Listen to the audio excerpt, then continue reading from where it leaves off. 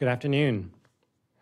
My name is Dan Baruch from Beth Israel Deaconess Medical Center in Boston, and welcome to Session 1, Equitable Scientific Collaborations, Partnerships, and Coordination within the U.S. This is really meant as a counterpoint to the next session after the break, which is Session 2, which will tackle some of these same topics from a global perspective.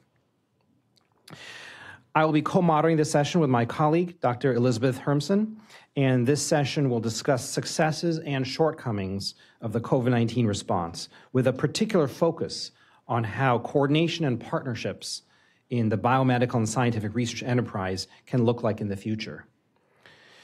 The COVID response involved collaborations amongst many groups in academia, industry, government, public health, civil society, and many other stakeholders. There have been examples of dramatic successes, particularly in certain aspects of the research response, and some disappointing failures in some aspects of communications, equity, and other topics. So we will explore both the successes and the failures from multiple perspectives today. This session will begin with some brief remarks from our panelists, followed by an open discussion with the panelists. This session will have a U.S. focus. Session 2 will take a global focus. We'll have a short discussion at the end of the day that brings together speakers from both sessions 1 and 2 and how we might connect the national and global discussions. So I'll move on now to introduce our panelists. Each panelist will have 7 to 8 minutes of opening remarks. I will give you a brief warning at 6 minutes to make sure we stay on time. So our first panelist is Bill Gruber. Bill is a Senior Vice President of Pfizer, Vaccine Clinical Research and Development. His research group works on a diverse portfolio that includes meningococcal and pneumococcal vaccines, influenza and COVID-19 vaccines, and a number of other important investigational vaccines. Bill.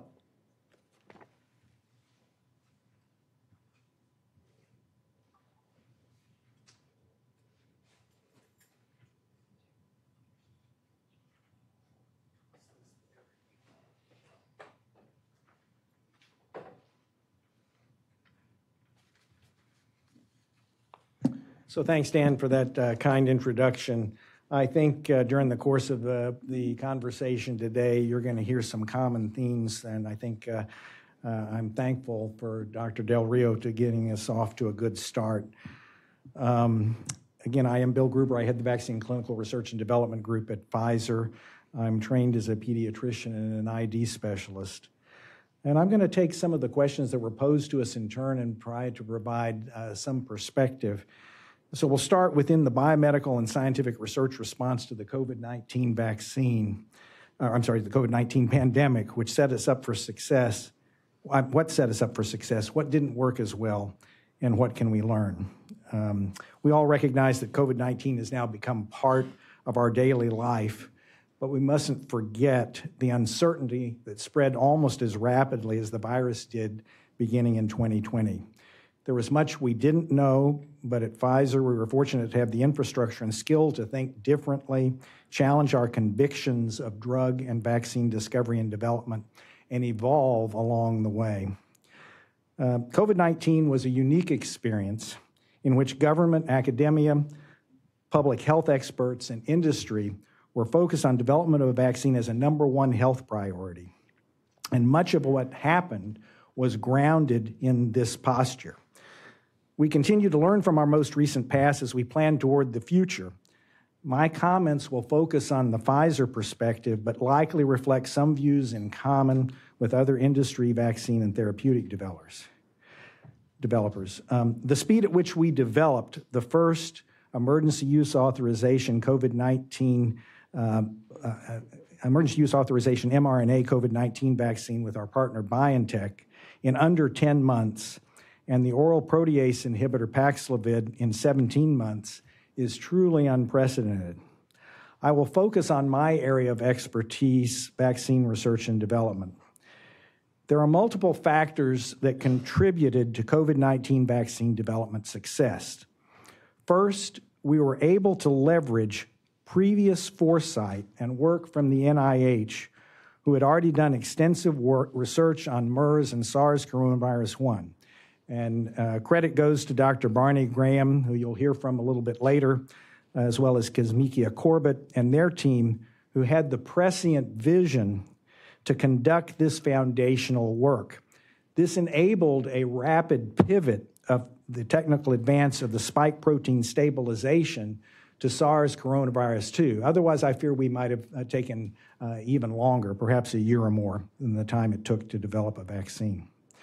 From there, Pfizer's efforts were to develop mRNA spike protein constructs of the stabilized spike, advance seamless development from the preclinical through phase 1 dose-ranging safety and immune response studies to phase 3 pivotal trials.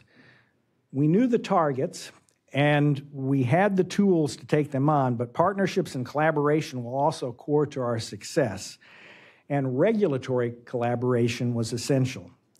We worked with regulatory authorities to compress stages that have historically taken years into months, and those that have taken months into weeks and days. This was done without compromising requirements for quality, safety, and immune response data to move forward at each step, primarily by removing typical white space at each decision point. I'll just give you one example. Pfizer and BioNTech were able to move from phase 2 to phase 3 over the course of one weekend. On Friday, July the 24th, 2020, we finished submission of the phase 2 data to the FDA.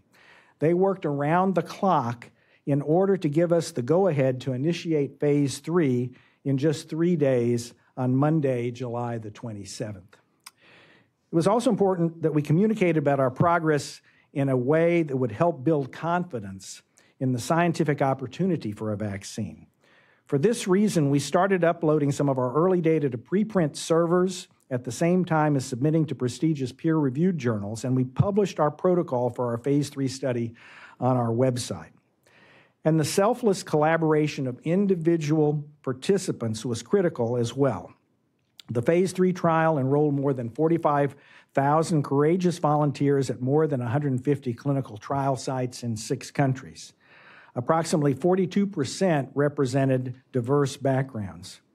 We and regulatory authorities were nimble in thinking about alternative approaches for data analysis, and for the first time in my nearly 40 years of vaccine development experience, used a Bayesian rather than a frequentist approach for interim analyses.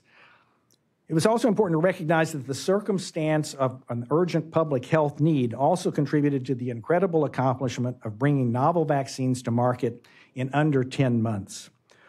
What has not worked out as well, and you heard this from Dr. Del Rio, has been public acceptance of vaccine interventions, including politicization around the concept of vaccination as a personal choice rather than a communal responsibility.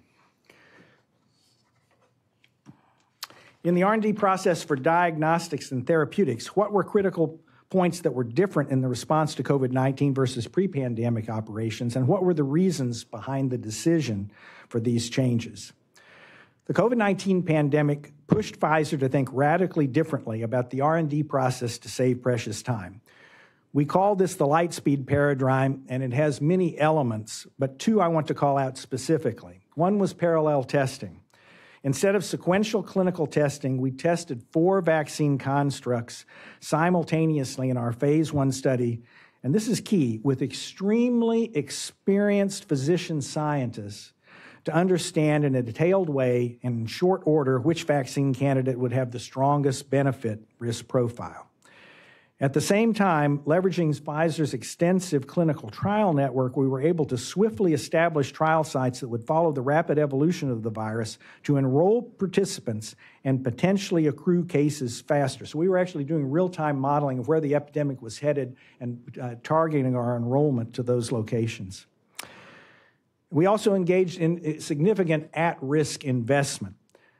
Pfizer also made the early decision to begin clinical work and large-scale manufacturing at risk to ensure that product would be available immediately upon emergency use authorization and potential approvals. This meant that very large sums of money, and I'm talking about the hundreds of millions to billions of dollars, were put at risk prior to any data on human tolerability of the vaccine, safety, or immune response data, much less evidence of vaccine efficacy. So how was health equity addressed during the R&D process to COVID-19 vaccine, and what were the best practices and lessons learned? From the start, Pfizer was firmly committed to equitable and affordable access to a safe and effective vaccine to help bring an end to the pandemic to all. Importantly, not every person responds to medicines in the same way, and in order to have a more holistic sense of real-world efficacy as well as acceptance of the vaccine, we needed to ensure diversity in our trials. Of the more than 45,000 participants in our phase 3 trial, approximately 42% represented diverse backgrounds and came from 6 countries: Argentina, South Africa, U.S., Germany, Turkey, and Brazil. Nimbleness and the ability to ensure our science matched the ever-evolving landscape of COVID-19 was also critical. We were able to model epidemiology data and quickly set up new sites if infection rates were occurring in different locations. While not always doable, this was a huge factor in ensuring the study could accrue cases as quickly as possible. Equity must also be translated to access. As of November 13, 2022, more than 4.2 billion Pfizer-BioNTech COVID-19 vaccines were shipped to 182 countries and territories in the world. We are continuing to expand that reach as well by working with governments and our global health partners to ensure the vaccine is accessible for more people. Relationships with global partners, including agreements with supranational organizations like the COVAX facility, are also a core tenet of equitable COVID-19 prevention. We are a proud partner of the COVAX facility, an international initiative led by the World Health Organization. A substantial contribution to our partnership with COVAX is the agreement that Pfizer and BioNTech reached with the U.S. government to provide 1 billion doses at the not-for-profit price, which the U.S. government will in turn donate to Africa and the 92 COVAX Advanced Market Commitment low- and middle-income countries. Through this agreement, 200 million doses were supplied through COVAX in 2021, and 600 million will be supplied by the end of this year. However, and you heard some of this from Dr. Del Rio, meeting supply needs is not enough. Vaccines only work if they are administered. Public and private partnerships and effective communications are necessary to assure vaccine use. We need to tap into social and behavioral research to help message the value and deliver the positive public health benefits that COVID-19 vaccine and other vaccines have to offer. Thank you.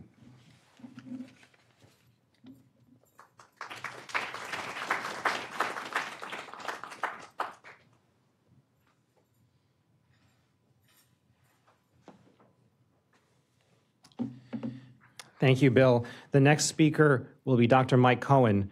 Mike is the Juergen Bate Eminent Professor of Medicine, Microbiology and Immunology and Epidemiology at the University of North Carolina at Chapel Hill, where he is also Director of the Institute for Global Health and Infectious Diseases. He's one of the leaders of the NIH COVID Prevention Network, where he focused on the development of monoclonal antibodies as well as vaccines. Thanks, and thanks for inviting me, and I will be brief. I talk very fast, so this will almost be over before you know it. So let me do I control the slides? Oops. Thank you.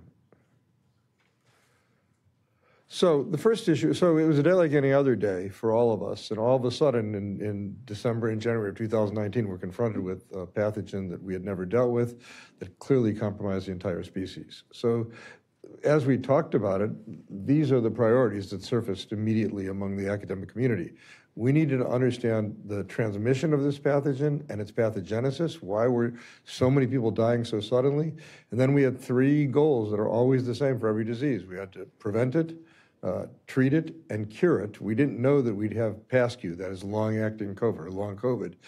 That came as a surprise later. So those are the 3 goals that surfaced almost immediately, and that's what the academic community was doing. Now, recognizing really early the gravity of all this, some things went right and some things went wrong. I think one of the things that went right is to give a lot of credit to Operation Warp Speed. There just was not, in my experience in 42 years doing infectious disease, suddenly the federal government would make available a very large amount of money that could be applied to this problem. And Operation Warp Speed then I think was a huge success, and it divided up into the areas that are shown in the slide. Importantly, and as was mentioned by Dr. Gruber, federal employees made themselves available at an exceptional rate. And I can't say enough things about good things about Peter Marks and Janet Woodcock, who really were omni-available and omnipresent, as were the leaders, Dr. Kessler, Dr. Slawi, and others. And we divided up into then vaccines, therapeutics, and other. And the other was addressed by a series of NIH committees that met on a very regular basis. The next thing that happened was the decision, which I think was ultimately a wise decision. There was going to be massive public-private partnership. That would be impossible for academics to do anything without, the collaboration of industry. But it was decided very early to try and redeploy the entire HIV community to COVID. And so that was an important decision because there's an opportunity cost of this community no longer working on HIV.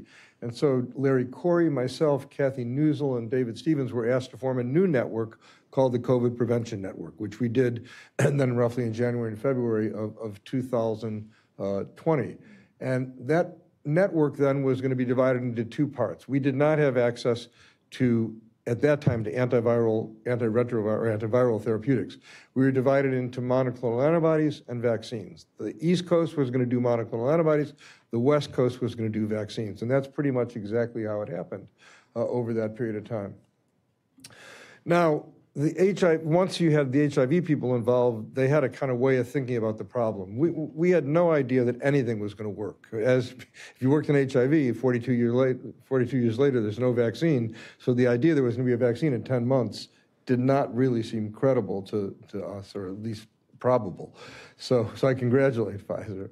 So along those lines, we thought the behavior changes would be the most important. This kind of Swiss cheese diagram shows how you're trying to block transmission. And early on, masks gained a huge amount of attention, some controversy, because people in the United States were not used to wearing masks, but clearly they were really important. The other thing is trying to pay attention to the things that didn't work, which is hard. Once the train leaves the station, you can't stop. As you remember, there was no Purell on the planet because of the belief that anything you touched was going to give you COVID. It took a long time, and some countries still have not accepted that this is a respiratory, a virus that is transmitted as a respiratory pathogen and unlikely to be transmitted in other settings. It took a long time to realize outdoors is a lot safer than indoors. But the train leaves the station, it's hard to get the train to stop moving. And then the very pleasant surprise were that the vaccines were so wonderfully successful.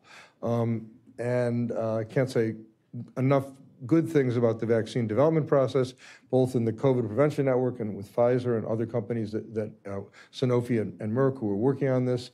And I'll get to altruism in a second, but a huge number of people volunteered to receive unknown products. And without that altruism, this never was going to happen. Now, one of the things that we learned, and this is almost emotional, we learned how this disease prefers to kill people over 65 and 70. No matter how much attention we pay to all the other factors that might contribute to COVID being a bad disease, there's nothing like age to make it a terrible disease. And there's very few other examples in medicine of the aged being attacked at this level. And so as we were starting to work on monoclonals and vaccines, and especially monoclonals, I was asked to deal with two populations, meat packers, and I won't go down that road, the meat packing industry, because they had such a high incidence of COVID, and then to deal with long-term care facilities. And if you talk to people running long-term care facilities, it became an unbelievable tragedy that half the clients were dead and a lot of their healthcare providers were dead. And so these phone calls were extremely troublesome, to say the least. But they also, I'll say an anecdote, they also spurred industry to make huge commitments, as was described by Pfizer. And Lilly, Dan Skowronski at Lilly, made an enormous commitment of building vans to drive around the United States to go to long-term care facilities to deliver monoclonal antibodies in a randomized controlled trial. 7 people driving around the United States in kind of SWAT teams of vans to prove that their antibody, bamlanivimab, worked, which they did very early in the epidemic. So to summarize, and this, as I said, I talk very fast, so no time to get too bored. To summarize what went right. First, the incredible energy of the research community. It was not anticipated that people would have the energy they had confronted with managing their own lives and their own families to be on endless phone calls. And every Monday we'd meet 700-800 investigators would meet on Mondays. Every Saturday we'd meet many of the people in the room were on the Saturday calls. Dr. Gruber was on many phone calls related to the vaccine committee. So the energy of the community was really critical. There were remarkable public-private partnerships. None of us have ever worked as much with industry as we did during this window of time. And it was a pleasure, really, I think, for all of us. There were very prepared minds. We had 42 years of working on HIV and other pathogens, Barney working on RSV and other pathogens, and these prepared minds made a really big difference. We weren't starting from nothing, and that, I think, helped a lot. Sadly, we had another advantage that no longer exists. We had such a high incidence of infection that we could do randomized controlled trials really quickly. When the incidence of infection goes down, our ability to do RCTs goes away. And this is a really critical point in the development of anything we do next. I've already mentioned this, but one cannot say enough about the altruism of the volunteers. I mean, who receives an unknown protein or an unknown mRNA product in their arm straight up? You know, it takes a lot of courage. And we had, I think, at our particular COV-PN vaccine program had, I think, as many as 200,000 volunteers participate in the trials that we did. And I think Jim Kublin has an article coming out in JAMA Network about how all this was done. And he indicates the website we had where you could sign up had 400,000 people who signed up on that website. So it was really remarkable energy of the American people to volunteer. The federal funding was amazing, right? We weren't sitting there writing grants and waiting for 10 thank you. I have 1 minute left and perfect timing. We weren't waiting for grants. The federal government provided money through BARDA and ASPR and other organizations, and they made these monies available really readily, and that made a big difference. And then don't count out some luck. Maybe Barney will talk about the structure that proved so unbelievably critical in vaccine development. What did not go so well? And this will be my last minute. What did not go well? We were not given the funds or the time to address critical problems, okay? The goal was to prevent people from filling American hospitals. So while you might think we had resources and research funds to understand transmission and some other things, we didn't. We had vaccines that were going to stop people from being hospitalized, and we regret that we didn't have the funds to answer more questions at the time. The inequities have been addressed, and we had to stop our trials, some of our trials, just to address the inequities where we weren't enrolling sufficient minority populations. Our biggest mistake has already been emphasized, and I know if we did it again, we'd do it very differently. We did not have a chance directly to communicate to the public. We probably should have met every week and explained exactly what we were doing. We should have had a press conference once a week saying this is what these vaccines are meant to do, this is what the monoclonals are meant to do, and spoken for ourselves. We were very secretive, not because we try to be secretive, just because we're working as fast as we can work, and I think that was a big mistake. We didn't anticipate or appreciate all the social forces that were acting upon us. This whole vaccine politicization that was already mentioned, I don't think any of us anticipated this. We're used to people wanting to take vaccines for their own benefit and the benefit of their community. And that is a process we did not appreciate, nor did we realize we couldn't live in a vaccine bubble or a monoclonal antibody bubble or a therapeutic bubble. We probably needed to see the bigger implications of this right off the bat, whether it's economic, social, family, and other. The funding was withdrawn precipitously. This is a big problem for us. Now we're back to having no money to answer critical questions. And I'm not saying it by way of whining, I'm saying we had copious amounts of money that made us move very fast. We're back to very long delays if we want to raise money to answer questions. The regulatory agencies were wonderful, but they also can be quixotic. So in some places in the regulation process, we're still struggling to understand what does it take to go from A to B. And it gets more quixotic when the tension's off a little bit. And then the question that's already been said over and over, and maybe it'll come at this meeting endlessly, did we learn our lessons? When monkeypox struck, did we react differently than we reacted when COVID struck? Were we prepared? Monkeypox, fortunately, is burned out, but are we really prepared? How do we really prepare? And that can't be emphasized enough. COVID showed us how fragile we are, and I hope we can learn some lessons. So thank you for listening. Thanks.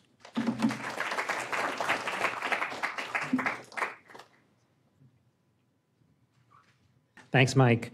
The next speaker is Dr. Barney Graham. Barney is now professor of medicine and microbiology, biochemistry, immunology, and a senior advisor for global health equity at the Morehouse School of Medicine. Prior to this, he was a founding member of the NIAID Vaccine Research Center. Barney.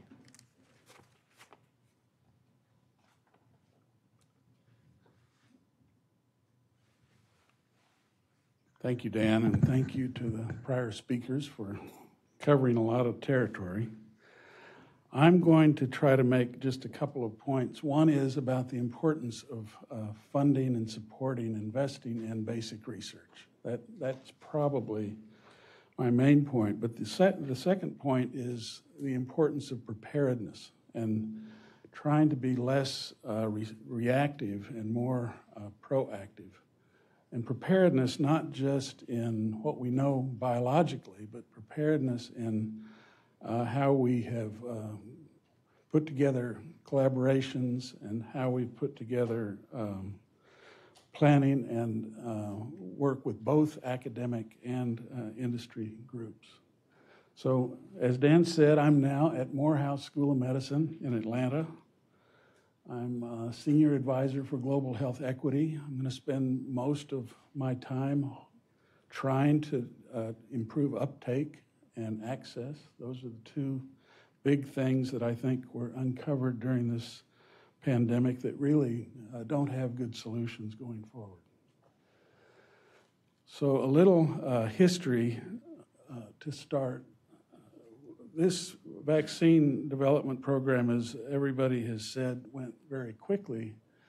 And when we got the sequences on the 10th of January, within just a couple of weeks, we already were able to make protein, solve structures, start developing immunological assays, and immunize mice. And within about 65 days, had an mRNA product in a clinical trial. Now that didn't happen as a reaction. That happened because of prior planning. And it also happened because of 8 years of prior work on coronavirus spike structure, mapping epitopes, trying to understand how neutralizing antibody worked. So that was all present ahead of time. That was informed by prior work on respiratory syncytial virus structure-based vaccine design.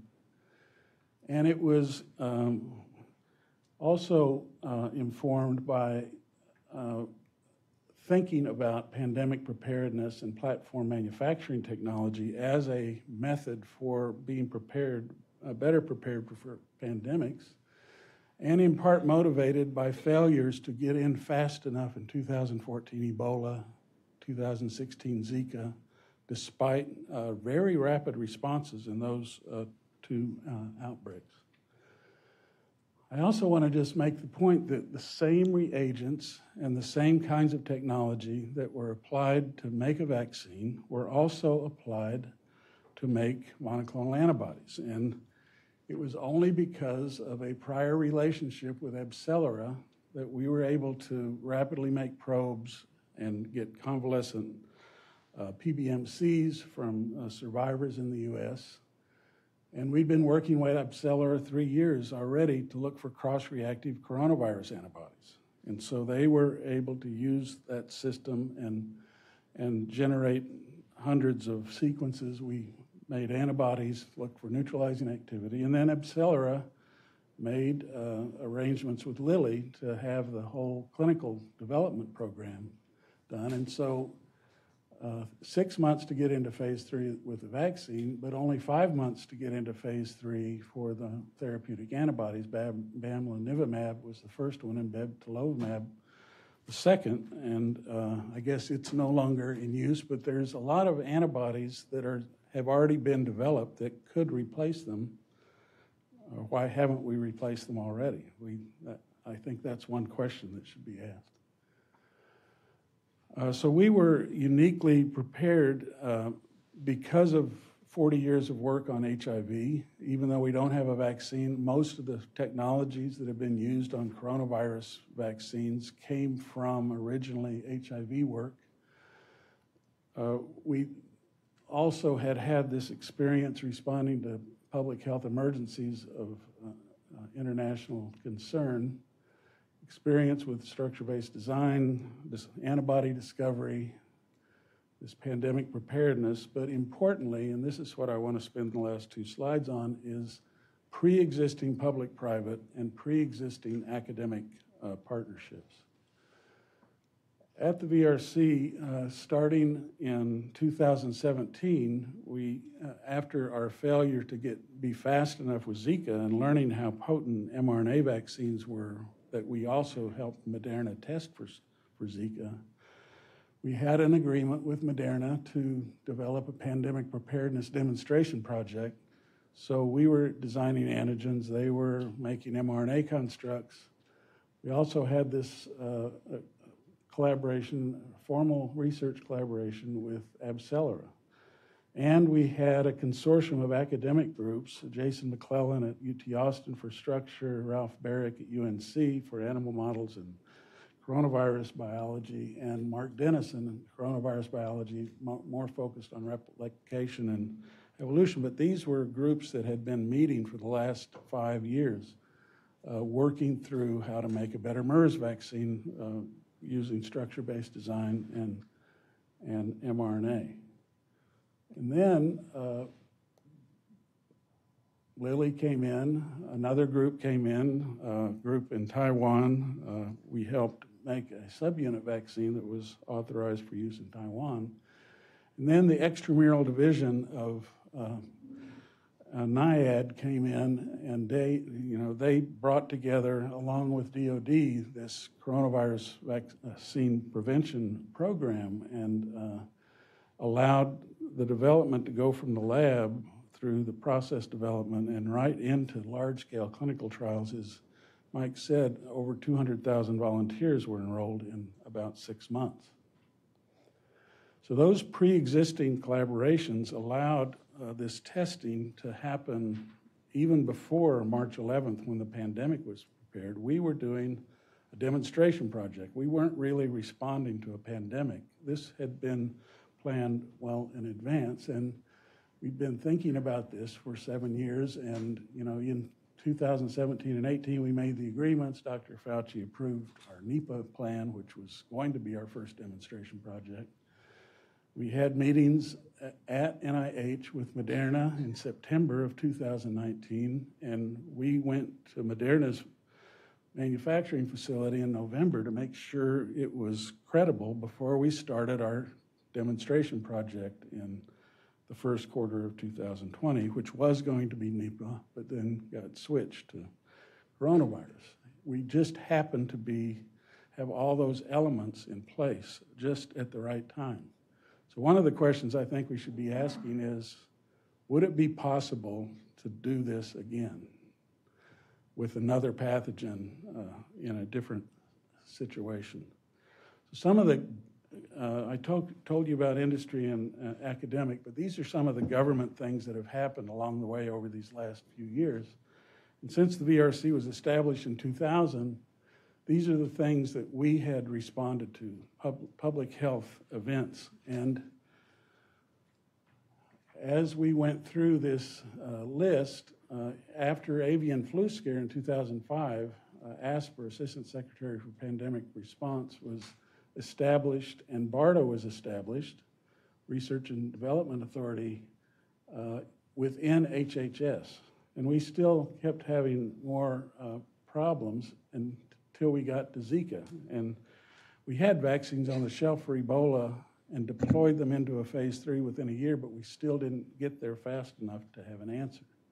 In Zika, we tried again, and this time John Mascola insisted that our government agencies become better coordinated. And he got Dr. Fauci and ASPR to have a joint Zika leadership group that included all these different elements from the federal government, where we actually met every couple of weeks and really had a plan for immediate, intermediate, long-term response to Zika. And it was that effort in 2016 that led John again to say, we need to do this only on a larger scale.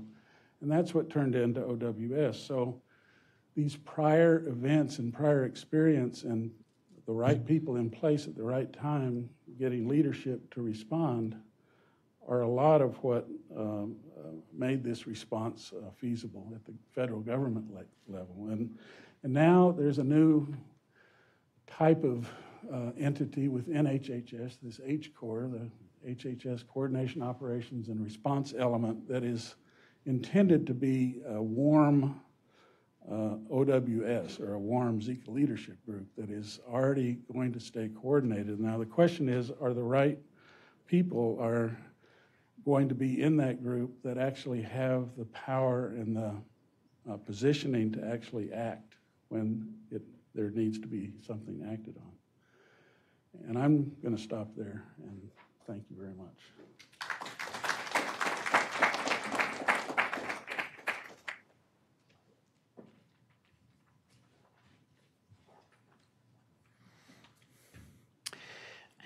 Thank you, Barney, for those comments. The next speaker is Umair Shah, who is the Secretary of Health for the state of Washington. His appointment came amid the severe winter wave of COVID-19 during December 2020, and only a few days after vaccines became available in the state. Over his career, he has focused on delivering health and healthcare for underserved communities and charting a new course in health with the cornerstone values of equity, innovation, and engagement.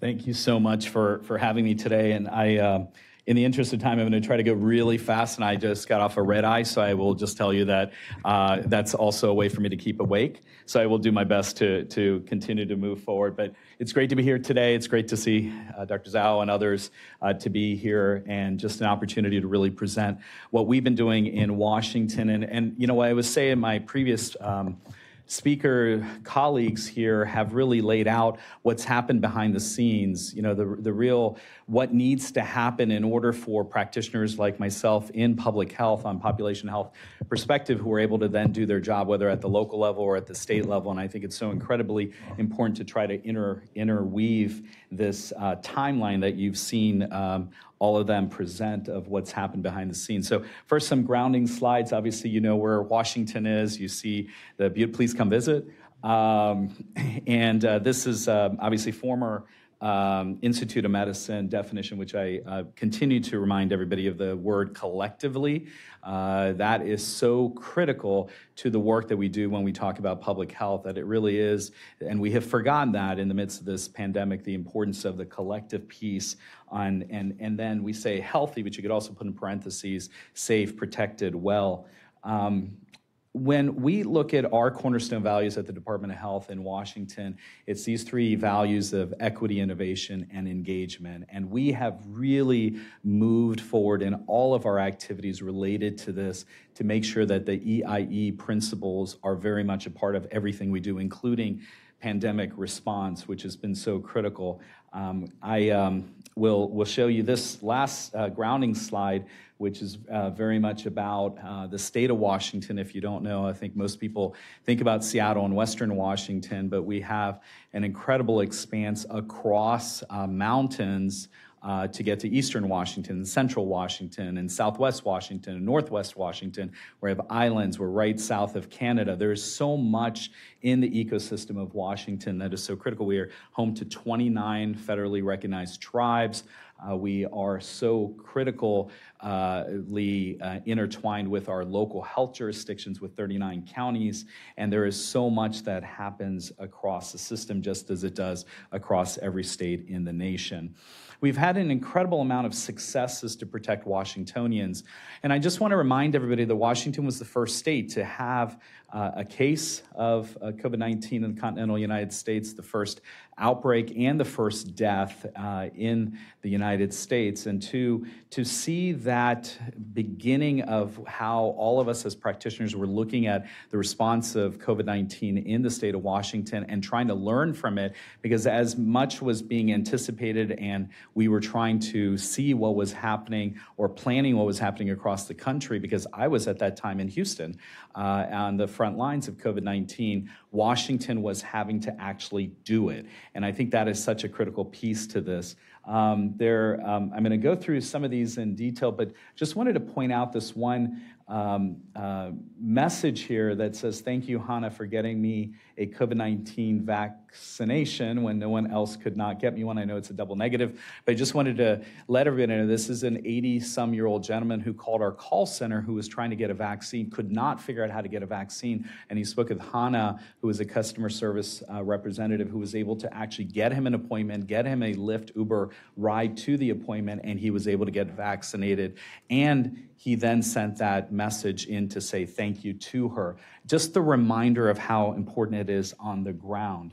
These are some of those shared successes. And, I really think that this is about reimagining COVID-19 and how would we have done this differently? How would we have done this the way that we would have looked at this very differently if we had to do this? We had caravans in place. These are mobile units that we deployed the first time we had a state asset that we were able to deploy in local communities to be able to vaccinate.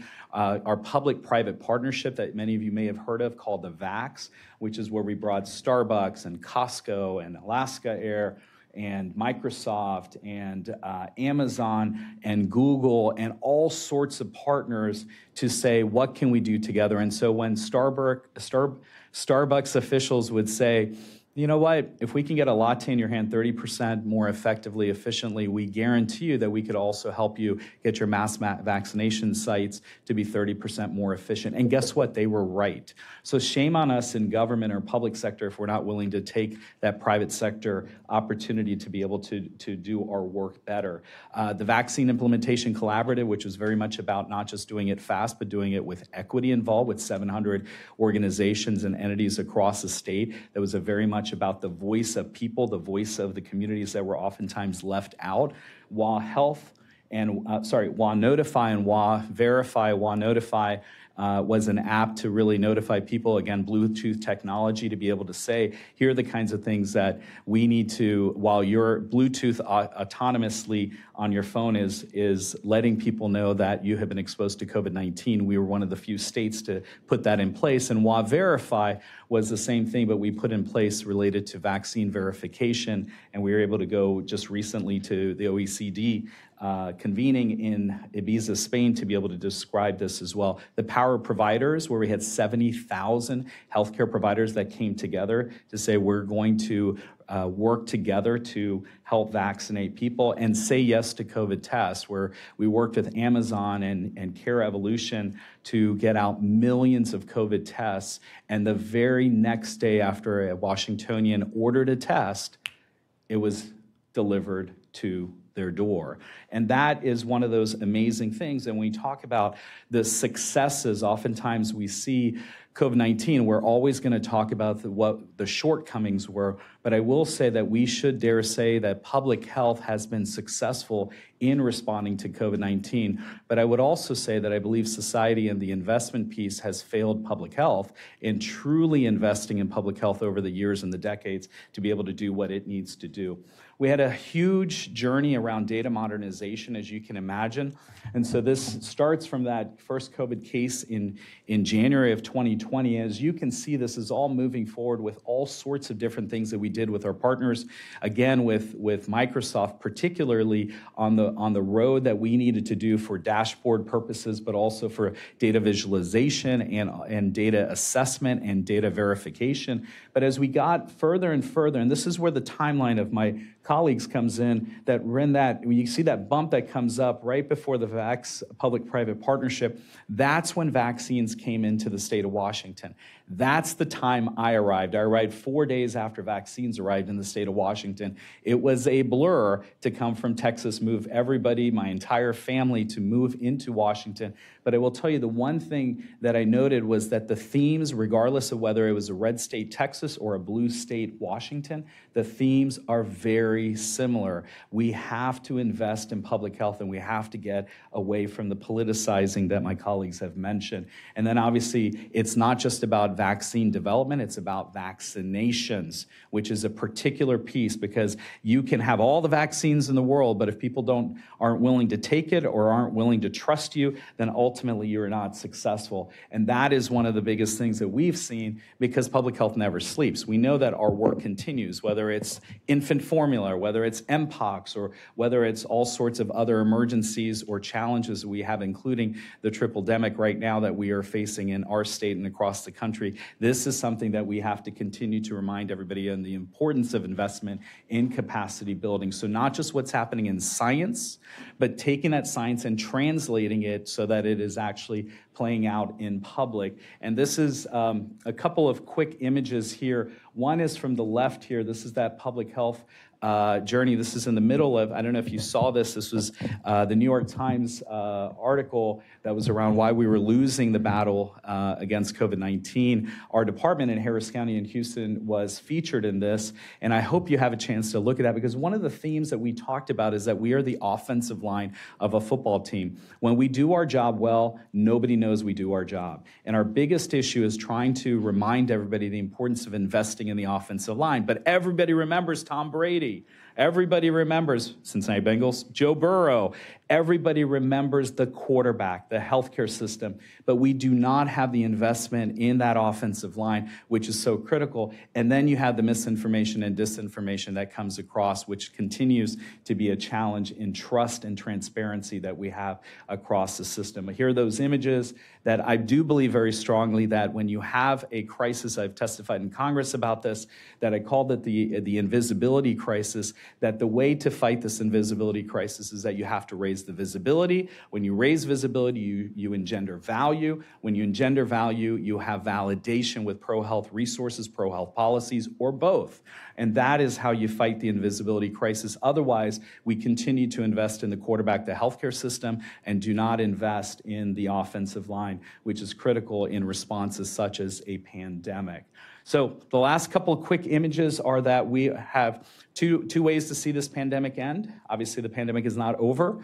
One is to be transactional, that we are one and done. We go to the next shiny object. We go to the next headline, as we as Americans are very good at doing. Or we can be transformational, take the summation of everything positive, negative, and move forward to really addressing all of those in a willful way, in a collective way, to be able to truly transform our system. So our agency just a couple months ago launched our transformational plan. That's the QR code if you'd like to go to it. It has 5 pillars that are really critical to the work that we're doing. One is around health and wellness, but the second one, which I think is critical here, is health systems and workforce transformation. There is so much that we need to do to invest in our workforce. If you do not have the people to be able to do the work and have the tools to be able to do that work, we are cooked. And unfortunately, that is what we are seeing as we have additional responses, because you just don't have the same people or similar people being able to do that work. Emergency response and resilience, that word is so critical, and we have to define resilience, but we have to make sure it's more than just a buzzword. And then we're the first state health agency in the country to have global and One Health as one of its pillars. It makes complete sense from a global domestic standpoint, but also human health, animals, and the environment. And this is all built on our equity, innovation, and engagement platform of values, because ultimately what we have done is we've taken a vision, a commitment, and alongside 6 strategies that give us 6 times 5, 30 total, that allows us to really move towards transforming health. And our belief is that ultimately we have to do this together. So let me end with this, that further together, which I think is really important for all of us to be remembering, is that the researching and sharing response effort strategies for emergencies that have deep societal impact and that incorporate all hands partners will help optimal preparedness for future responses. What that means is that ultimately we've got to be able to get all the partners at the table and really share those practices across the country and the globe, which we do not do well enough. Cornerstone values such as EIE are critical and should be embedded into readiness planning so that we can truly move from transactional and transformational. And finally, in order to advance our nation's public health systems, we must make smart investments that are strategic, scalable, and sustained. And I think that's the key issue is we cannot be reactive, we must be proactive in those investments, and we must do so now. So with that, I look forward to the discussion. I hope this was helpful. Thank you so much for having me.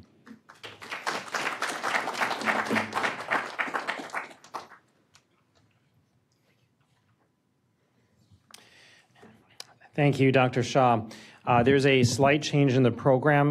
Jenny Ottenhoff unfortunately can't be with us today, so we're going to proceed to the discussion, which I think is the most important part of this session, and I'll turn over the podium to my co-moderator, Dr. Elizabeth Hermsen.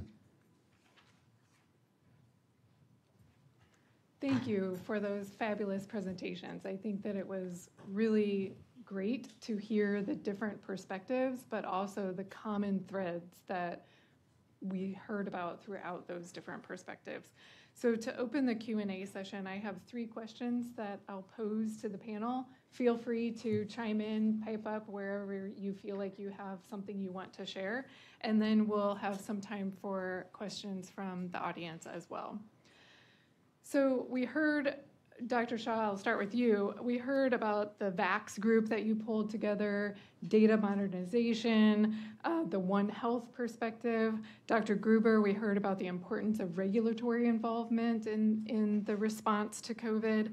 And Dr. Cohn, the HIV community, and how that community came together and was called on to really act early on in the COVID response. So there's a lot of different stakeholders that have been mentioned and a lot of different stakeholders that are represented on the panel. Was anybody missing from the response, or do you think the right parties were at the table throughout the response?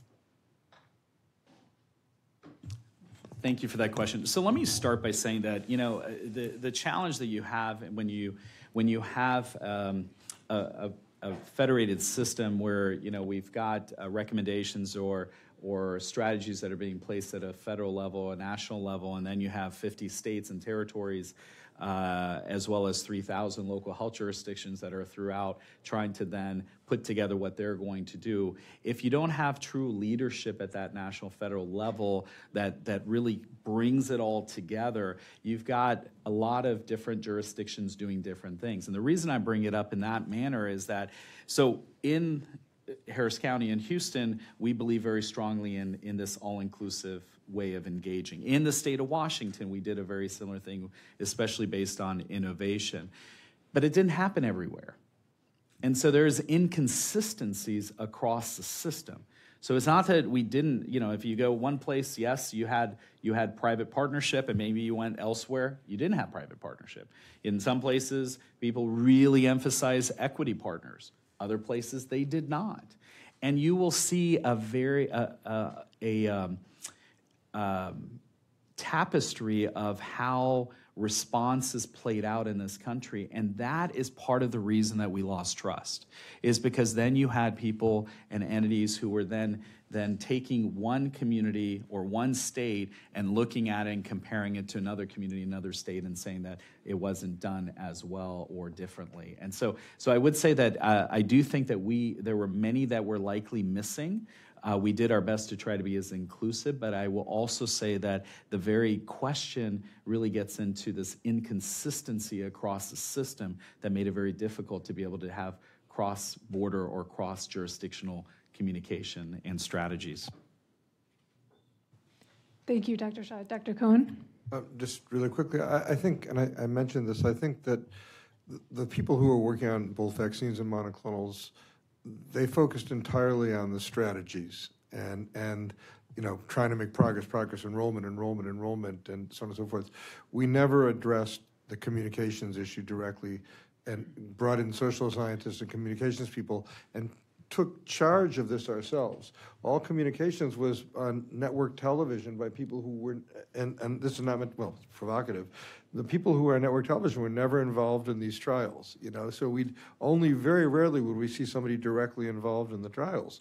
So, and we just ignored it because we were working on the trials, and as mentioned, we met all the time, and I think it was a bad mistake. I think we should have, and if I was to do it, the whole thing again, we would have laid out, here's the question we're asking exactly, this is the endpoint. The endpoint wasn't to stop transmission or acquisition of infection, it was to stop severe disease and hospitalization. Here's how many people we enrolled, and maybe Bill can address this directly from Pfizer.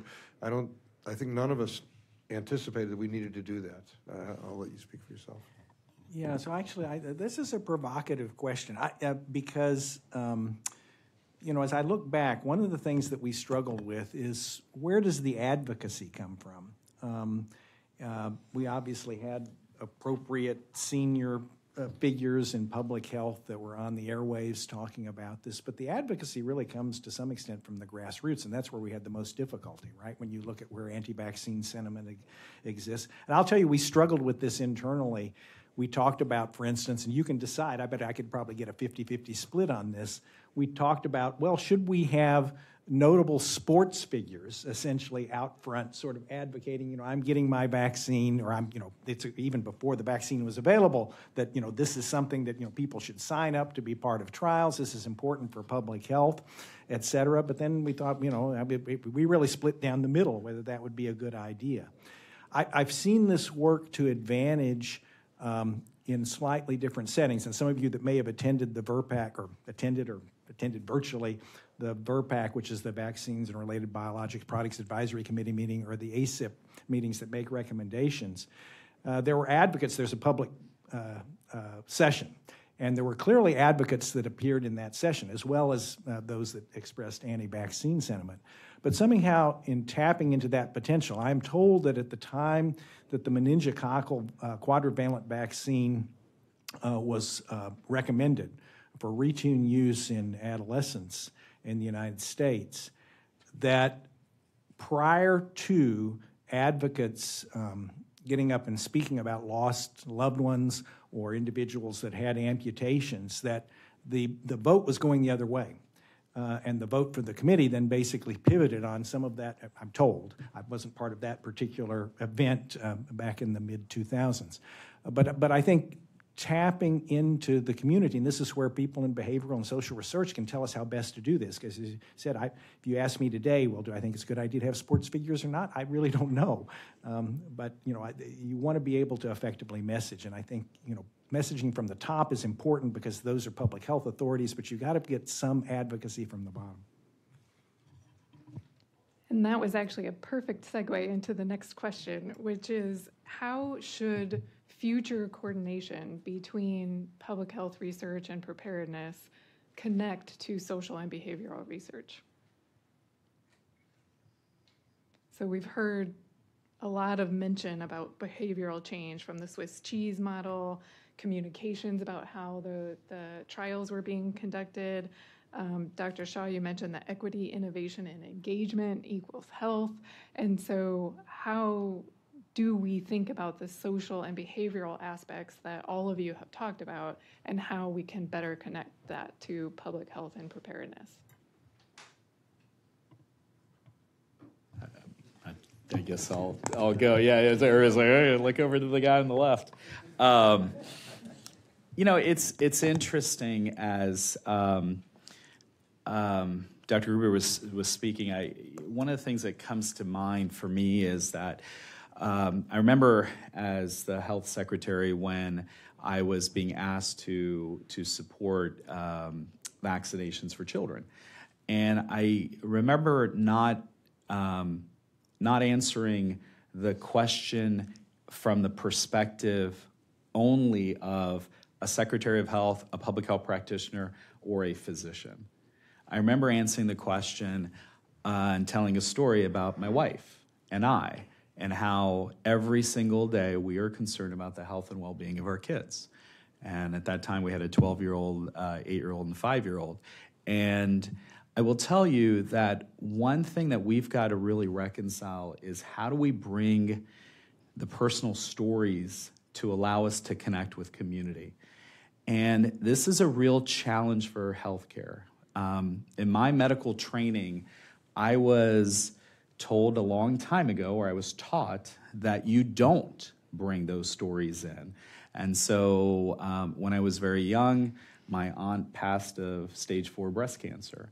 I can't tell you how many women I have treated with breast cancer who I, during my training, was reminded, or during my practice, not to bring that up. That was the dogma, if you will.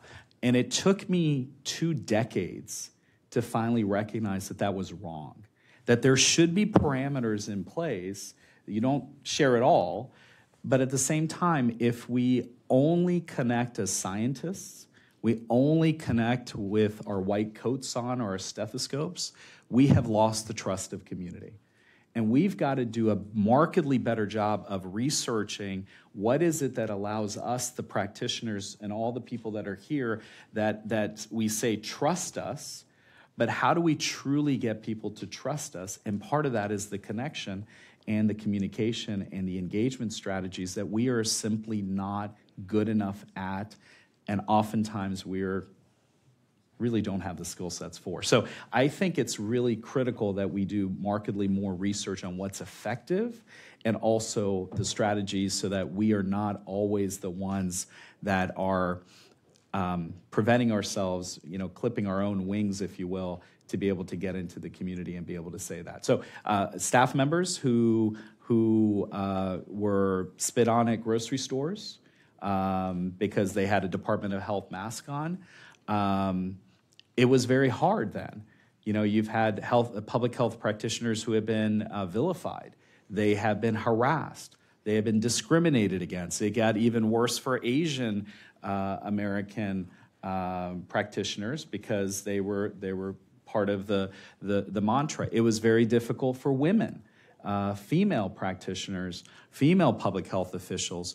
And so there is a lot of energy around protecting the field of public health because of the characterization and the caricatures that were made of the public health field. So we do not have the tools and the training and the right, to Dr. Cohen's earlier point, the right people who are communicating and engaging out in the communities. And that, I think, further disengenders the trust that we really, truly need to really build towards. So I think that's such a critical piece of this. So I can make a comment as well. I think as physicians and scientists, we were largely unprepared for the communications challenges that ensued after some of these life-saving products became available. And as far as I can tell in my discussions with people, almost everyone shares that sentiment, that the power of that discord was more intense than any of us had anticipated. And so to answer your question, I think that if we could do this all over again, then inclusion of social scientists and communications experts from the start, from ground zero, when basic research was just beginning, and to establish connections with the community as a partnership from the very start, I think would have potentially had an impact. So I think that they're in the enthusiasm to develop the biomedical products in ways that the laboratory and the clinic and the clinical trial infrastructure could do at astonishing success and astonishing speed. I think there could have been more engagement of social scientists and communications experts along the way.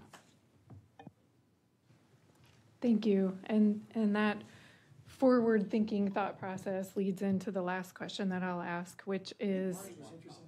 Oh, sorry. Go ahead. I'm sorry. Yeah, let me just add a couple of things. One of the reasons I went to Morehouse, among many others, is that their entire focus is on health equity. It's part of everything they do. It's part of their mission statement. And to rebuild trust, we have to do this in peacetime. We can't do it in the middle of a crisis. You can't build trust quickly. And so there has to be an ongoing process. For instance, RSV vaccines are likely to be licensed by next summer sometime. There's been a lot of successful trials. And Bill said it, there is no community engagement group involved in RSV vaccine preparedness. You know, it's not like the March of Dimes helped the polio vaccine be successful. The March of Dimes, which was the grassroots organization, is what led everybody in this room probably to go to their elementary school to get a sugar cube in their mouth. So we need to work during peacetime, and we do need community groups and education. And to counter the social media problems that we have, you have to get more young people involved. People under 25 years of age will do this better than people like me. Thank you. In the interest of time and seeing the lines at the microphones, I'm going to skip the last question and go to audience Q&A. So I'll start over there. Sure. Hi, Dr. Meg McGinty. I'm the Senior Exec for Health Emergency Preparedness and Response at Tetra Tech. I spent most of the pandemic on the front lines of New York City's municipal healthcare system, actually trying to convince people to get vaccines, including my own coworkers. So I want to build upon the first question. Was anyone missing? This agenda is about applying lessons to the future, and specifically this session is about equity and collaboration and communication. And what seems noticeably absent from the agenda and the discussion is any representation of actual community members. And so and then also, while it's great that Umar is here, I've worked a lot with him, what I didn't hear in those discussions of the mobilization of the biomedical collaboration in the beginning was representation of public health who'd be responsible for actually the dissemination and distribution. So I'm curious how each of you in the future intends to incorporate the community and local public health in your work. Great to see you, and thanks for planting that question for us. I'm just kidding. We have taken the stance that the collaborative that I spoke about, the 700 entities that came together, that those are community-rooted organizations and entities, but they cannot be one and done. They cannot be just for COVID-19 and we stop. So in the midst of MPOX, for example, with our response, we went back to that same collaborative and took a subset of people there and entities there and built upon what were their perspectives as we were reaching out to the LGBTQ plus community. So it's an example, not a perfect example, mind you, but it's an example of leveraging what we have built. The biggest challenge that we have is that a lot of these resources were one-time funding for COVID dollars, and now how do you continue to convince policymakers of the importance of broad spectrum prospective ways of funding capacity? That's the one challenge. I agree with you when it comes to people of community not being at the table. This has been one of the biggest challenges that we have. I don't know necessarily of today, but I do think that it's so critical that if we don't have those perspectives, those voices, including those organizations that are representing the very people that have oftentimes been left out, we're not going to be successful. So absolutely, I agree with you that we need to incorporate that.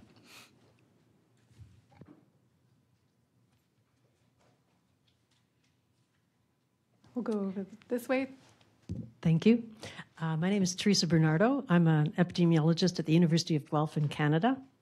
And I'd like to thank everybody for excellent presentations.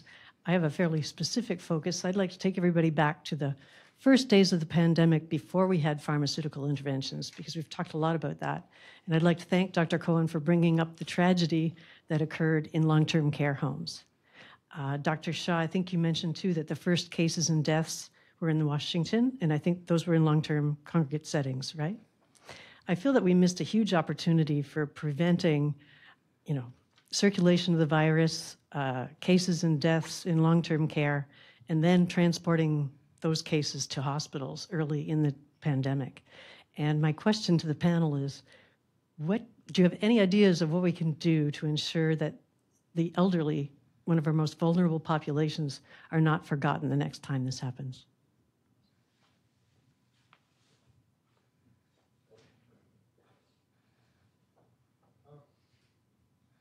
Well, I think to me, the lesson was learned. I mean, the lesson is that that population is incredibly vulnerable. And the problem is we didn't understand the infection. Okay, it wasn't, I don't know, I can't speak for every place in the United States, but in general, I certainly, before I started talking to the LTC administrators, I didn't really understand what they were going through, even though it was on the news a little bit and so on and so forth. So I think I can't imagine that we would, we have to know the rules of the organism, and we had to understand and I don't know that even in the first months, even that how much we could have done differently. I agree with you about transporting people to hospitals. Infecting healthcare workers was a terrible idea, but we didn't know enough about the virus to know we shouldn't do it. So you could kind of tell me, you might have better ideas. So I'll stop and you can answer. I don't intend to answer, but I think we could have made better use of the tools we had, better PPE, better rules for reducing transmission of disease within long-term care homes. It just doesn't seem to be mentioned enough, and I'm concerned that it's being forgotten.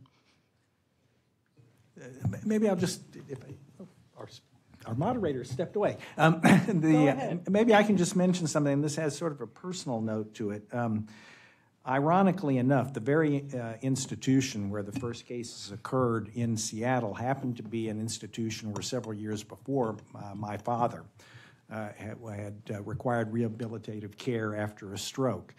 And when that happened, it was very poignant for me because I thought, God, if my father, were there now and had this problem, I wouldn't have been able to see him.